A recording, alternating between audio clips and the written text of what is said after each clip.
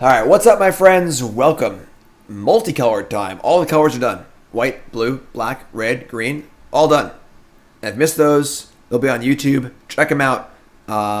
It's all there, organized beautifully for your entertainment. I am here for you. So we're doing a full set review. Core set 2021. All cards. Constructed, limited, everything. You name it. This is my first impressions. The full spoiler came out literally about 9 hours ago. So we're going right in, and we're going into the multicolored section. Now, there aren't nearly as many multicolored cards as there are in past sets. So we got multicolored, we got colors and lands left to go.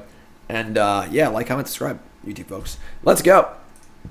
Alpine Howmasters. So, I mentioned in both white and red that these bad-looking commons might be playable and constructed.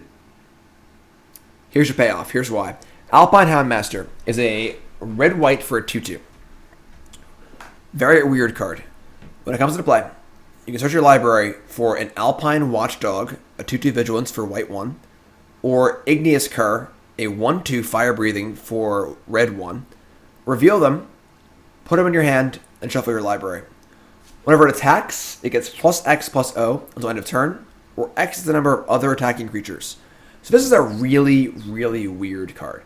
A 2/2 for 2 that already has a good ability that draws 2 cards is phenomenal.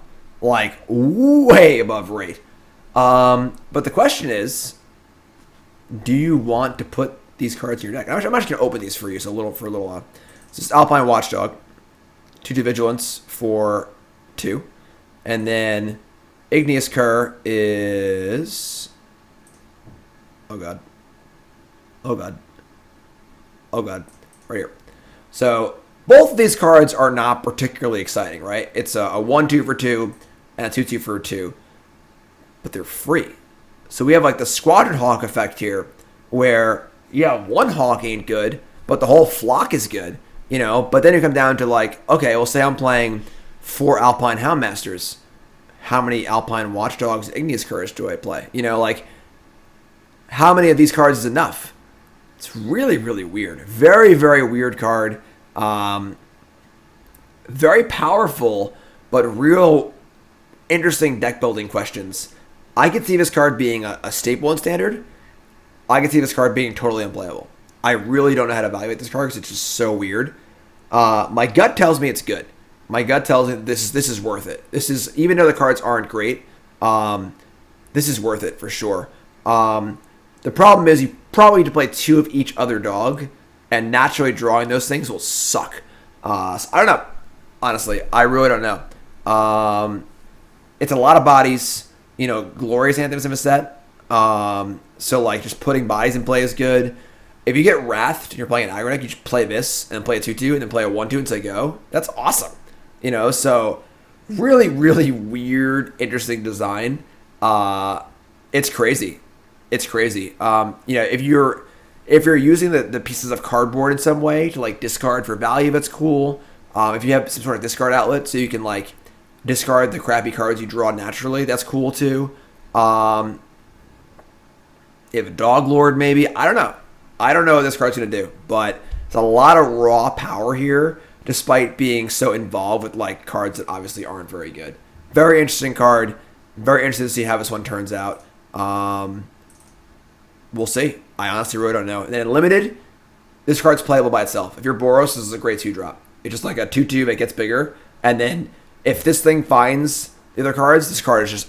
If you fully cast this card in limited, you have to be a huge favorite to win.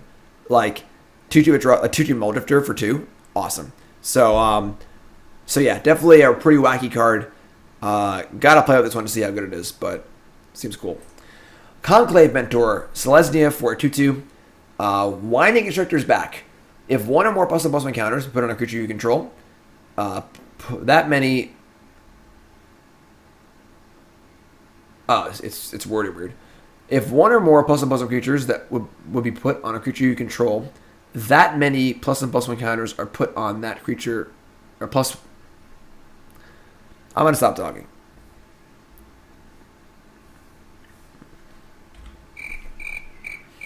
It doubles. It adds an extra counter, folks. All right, that's what it does. It gets stricter, and then when it dies, you gain life equal to its power. So this is like the obvious signpost uncommon. You know, if you're green white, draft +1/+1 counter stuff.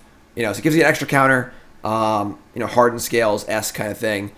Very powerful. Very, very powerful. Of course, Constrictor's insane. I would say +1/+1 counters are better in green white than black green. Venerated Loxodon, still a magic card. You know, yeah, that could be really good here. You know, so the life gain part's kind of cool.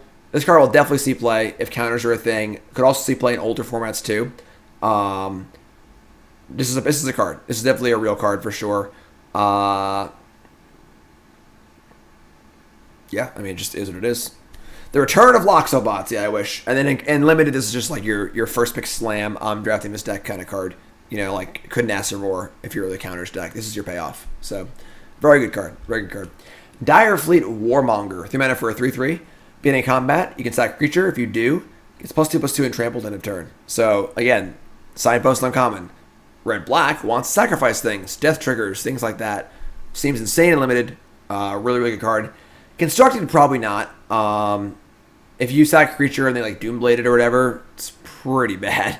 But huge limited card for sure. Seems really, really good limited. Thanks to the bits standing, I appreciate that. Yeah, house limited. Experimental Overlord. Is it 4 mana sorcery?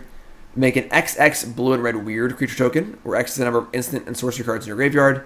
Then you may return an instant or sorcery card in your graveyard. Exile this. This card's good. This card's good. So if we have 5 spells in our graveyard, we get to make a 5/5 and then draw a card. That's just a good card. Like, I feel like without returning a card, this card would still be okay. And then this card scales really well as the game goes on. This is a busted limited card. I mean, just like a 5/5 that gets back your kill spell. It need to be playing a lot of spells, but yeah, I think this card's really good. I can see this card seeing playing constructed, although Teferi balances it, so LOL Teferi. But this card's really good. I think this card's very, very good. I think it's a fringe playable in standard. I agree with that, and insanely good in draft. Very, very good. Very, very good. Is X fixed at time of casting? No, it'll be on resolution. So if they were to Tormod's Cryptic response, you would get nothing. Crackling Drake does exist, but that's true, actually. I guess Crackling Drake is the same thing, but flying, because you draw a card, too. That's true. Alright, sure. As long as Crackling Drake exists, this card probably isn't good enough for constructed. It is nice that it is self-perpetuating. It's also a sorcery, so you're not, like, playing less sorceries when you play this card. But when Crackling Drake rotates, we'll talk. Indulging Patrician? I'm not saying that right, probably. Orzhov, 3 mana for a 1/4 flying lifelink. So honestly, in limited, it's already kind of fine by itself. Beginning of your end step, if you gained 3 or more life this turn, each opponent loses 3 life. So, Revitalize. Oh, it's Lightning Helix! Oh my god! Seems very good in limited. The art is very cool. It's very, very colorful and invoking. Yeah, very good limited card. Not going to see playing constructed, but definitely a pretty powerful limited card. It gains life, which is good for you. It probably help the trigger and so on and so forth. Just a good draft card. It's whatever. Leafkin Avenger, 4 mana for a 4/3. Add a green for each creature you control, power 4 or greater, and then 8 mana to fireball your opponent for its power. So very good limited card. Unplayable constructed. Just is what it is. You know. I can see this card being sideboarded, I guess, against mono red as a 1/4 lifelink flyer, but Lore Scale Coddle returns. Everyone loves this card. It's not that good. It's like, it's okay. It's not constructed playable at all. In limited, this card will be good. Obviously, it fits the draw 2 cards theme of Simic,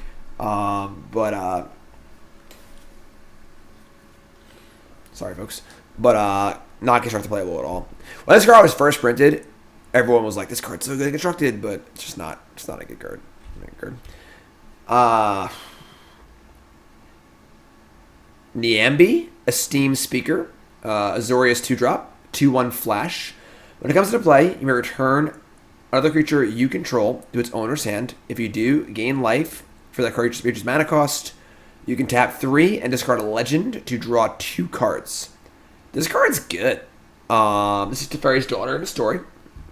And this card has a lot of words on it. Like a 2/1 flash for 2 that can like bounce your own creatures and gain life to save them. Pretty solid. Pretty solid. You know, they go to kill your creature, you bounce it, gain some life. And the ability to discard a legend to draw 2 cards. Typically, you don't want to discard legends to your, or discard spells to your looting effects, but draw 2 is pretty good. And then obviously, any extra cards you draw, or any extra legends you draw, you can discard and make them useful. That's pretty sweet too. Sorry, hold on.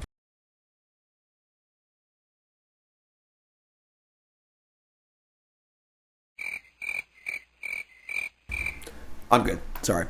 So yeah, you can turn all your legends into divinations. Obviously, do it at instant speed.